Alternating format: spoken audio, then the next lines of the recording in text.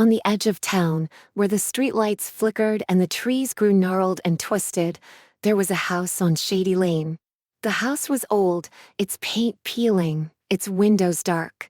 It was the kind of house that kids dared each other to approach but never actually did. Because everyone knew who lived there. Mr. and Mrs. Graves.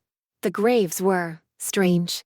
They never came to town meetings, never attended the annual block party, and never smiled. Mr. Graves was tall and gaunt, with hollow cheeks and eyes that seemed to stare right through you. Mrs. Graves was petite, with wild gray hair and a habit of muttering to herself as she tended to her overgrown garden. The kids in the neighborhood swore they'd seen her talking to the plants and that the plants talked back. Rumors about the Graves spread like wildfire. Some said they were vampires, others said they were witches. The most popular theory was that they were monsters who lured children into their house and never let them leave. Every Halloween, the bravest kids would dare each other to ring their doorbell, but no one ever did. Until this year. It was Halloween night, and the air was crisp with the promise of mischief. A group of kids, Jack, Mia, and Ryan, stood at the end of Shady Lane, staring at the Graves house. The porch light was on, casting an eerie glow over the crooked steps. "I dare you," Mia said, nudging Jack. "Ring the doorbell." Jack hesitated. "What if they're really monsters?" "Then we run," Ryan said, grinning. "But what if they're just weird? What if they have, like, the best candy?" The thought of full-sized candy bars was enough to convince Jack. He took a deep breath and marched up to the door, his friends trailing behind. The doorbell echoed through the house, and for a moment, nothing happened. Then, slowly, the door creaked open. Mrs. Graves stood there, her wild hair framing her face like a storm cloud. She blinked at them, her eyes wide and unblinking. "Yes." Jack froze. Trick or treat?" Mrs. Graves tilted her head, as if she didn't understand. Then she turned and called over her shoulder, "Arthur." "Children." Mr. Graves appeared behind her, his tall frame looming in the doorway. He looked down at the kids, his expression unreadable. "Well," he said, his voice deep and gravelly. "It's been a long time since we've had visitors." The kids exchanged nervous glances. Mrs. Graves disappeared into the house and returned with a bowl of candy.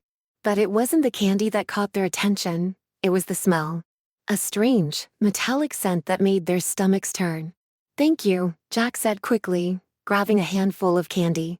He was about to leave when Mrs. Graves spoke again. "Would you like to come in?" she asked, her voice soft but insistent. "It's cold out there." The kids hesitated.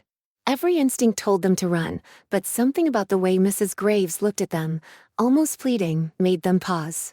"Just for a minute," Mr. Graves added. "We don't get many visitors." Against their better judgment, the kids stepped inside. The house was dimly lit, the air thick with the scent of old wood and something else, something sharp and unpleasant. The walls were lined with photographs, but the faces in them were blurred, as if they'd been smudged. "Sit down," Mrs. Graves said, gesturing to a worn-out couch. The kids sat, their eyes darting around the room. Mr. Graves stood by the fireplace, his hands clasped behind his back. "You're probably wondering why we live here," he said, his voice low. "Why we keep to ourselves." The kids nodded, too scared to speak.